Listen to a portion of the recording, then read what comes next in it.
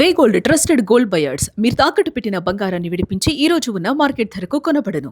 ఇది విఎఫ్ఎక్స్ యుగం. అందులోనూ దేవుళ్లను ఆధారంగా చేసుకునే సినిమాలకు మంచి ట్రెండ్ నడుస్తోంది. కార్తికేయ 2, కాంతారా లాంటి గొప్ప విజయం సాధించాక ఎందరో దర్శకులు ఈ దిశగా ఆలోచించడం మొదలుపెట్టారు. ఆ కోవలో విడుదలైన pan India movie Nagabandham. Abhishek Nama దర్శకత్వంలో 100 కోట్ల బడ్జెట్ తో రూపొందిన ఈ devotional drama Pedakapu fame Virat Karna హీరోగా నటించారు.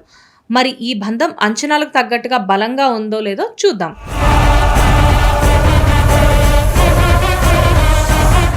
స్టోరీ బ్యాక్ డ్రాప్ 1960లో జరుగుతుంది.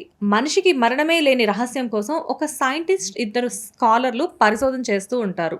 హిమాలయాల్లో నాగబంధం పుస్తకం దొరుకుతుంది. దాంతో పాటు రంగనాథ స్వామి గుడిలో తాళపత్ర గ్రంథం, బ్రహ్మకమలం అవసరమవుతాయి. అదే ఊరిలో పడవలు నడుపుకునే రుద్రకు ఈ ప్రమాదం నుంచి సృష్టిని కాపాడే బాధ్యత ఉంటుంది. అది ఎలా జరిగిందనేది అసలు కథ. సనాతన ధర్మం, హిందూ దేవుళ్ల మీద సినిమా టాలీవుడ్ లో కొత్త కాదు. చిరంజీవి అంజీ, నాగార్జున డమరుకం నుంచి ఎన్నో వచ్చాయి. అనంత పద్మనాభ స్వామి ఆలయాన్ని స్ఫూర్తిగా తీసుకున్న దర్శకుడు అభిషేక్ నామా దాని పేరు మార్చి తనదైన శైలిలో ఫ్యాంటసీ ఎలిమెంట్స్ జోడించే ప్రయత్నంగా బలంగా చేశారు. మొదటి అరగంట నాగబంధం అసలు ఉద్దేశం, పాత్రలు దేనికోసం పోరాడతాయనేది ఎస్టాబ్లిష్మెంట్ చేశారు. ఇక్కడి దాకా బాగానే ఉన్నప్పటికీ అసలు సమస్య ఆ తర్వాత మొదలవుతుంది. రుద్ర పరిచయం, అతని ఫ్యామిలీ, చెల్లి పెళ్లి, బంధువుల పేచి మొదలైన సుదీర్ఘ ప్రహాసనంలో సాగుతూ ఉంటాయి. దానికి తోడు అవసరం లేకుండా పెట్టిన పాటలు చికాకు పెడతాయి. అంజీలో ఆత్మలింగాన్ని ఇందులో బ్రహ్మకమలంగా మార్చిన అభిషేక్ నామా ఆ సినిమా ఏ విషయంలో ఫెయిల్ అయిందో ఇందులో కూడా అదే రిపీట్ చేశారు. ఫలితంగా స్క్రీన్ ప్లేలో సరైన టెంపో లేక విజువల్ ఎఫెక్ట్ అక్కడక్కడ బ్యాలెన్స్ తప్పి ఇంటర్వెల్ దాకా ఎటటో వెళ్తున్న ఫీలింగ్ కలిగిస్తాయి. విశ్రాంతికి ముందు పెట్టిన యాక్షన్ ఎపిసోడ్ లో వైలెన్స్ ఎక్కువైపోయి తెర మీదకు రక్తం మన ఒంటి మీదకు చెందిన ఫీలింగ్ కలుగుతుంది. క్యారెక్టర్లతో గట్టిగా కేకులు వేయిస్తూ డైలాగులు చెప్పిస్తే ఎలివేషన్ వస్తుందనుకున్న అభిషేక్ నామా దానికి పూర్తిగా రివర్స్ అవుట్పుట్ ఇచ్చి సౌండ్ పొల్యూషన్ చేశారు. ఇలాంటి ఫ్యాంటసీ డ్రామాలో విలన్ పాత్ర చాలా పవర్ఫుల్ గా ఉండాలి. అరుంధతిలో అనుష్క అంత ప్లస్ అవడానికి కారణం సోను సూద్ ని ప్రెజెంట్ చేసిన తీరు దుర్మార్గంగా, సహజంగా ఉండడమే. కానీ ఇందులో అది మిస్ అయింది. విలన్ ఉన్నంత సేపు ఇరిటేషన్ వచ్చిందంటే ఏ స్థాయిలో క్యారెక్టర్ డిజైన్ జరిగిందో అర్థం చేసుకోవచ్చు. హీరోకు బ్రహ్మకమలం రక్షించే బాధ్యతనిచ్చారు, కానీ అది విలన్ చేతికి వెళ్తే ఎలాంటి పరిణామాలు చోటు చేసుకుంటాయో చూపించలేదు. దీంతో కనెక్టివిటీ తగ్గిపోయింది. ఇవి చాలదన్నట్టు ప్రీ క్లైమాక్స్ కి ముందు రుద్ర ఫ్లాష్ బ్యాక్ పెట్టడం మరో మిస్టేక్. అప్పటికే అలసిపోయిన ఆడియన్స్ ని మరింత పరీక్షకు గురి చేశారు. హరిహర వీరమల్లో మిస్ ఫైర్ అయిన సనాతన ధర్మం, పోరాటాలు, గుళ్ల దోపిడీ, నిజాం రాజుల దుర్మార్గాలు ఇందులోనూ రిపీట్ అయిన ఫీలింగ్ కలుగుతుంది. ఈ కాన్సెప్ట్ మీద రుద్రతో చెప్పిన సంభాషణలు ఏదో క్లాస్ తీసుకుంటున్న ఫీలింగ్ కలిగిస్తాయి.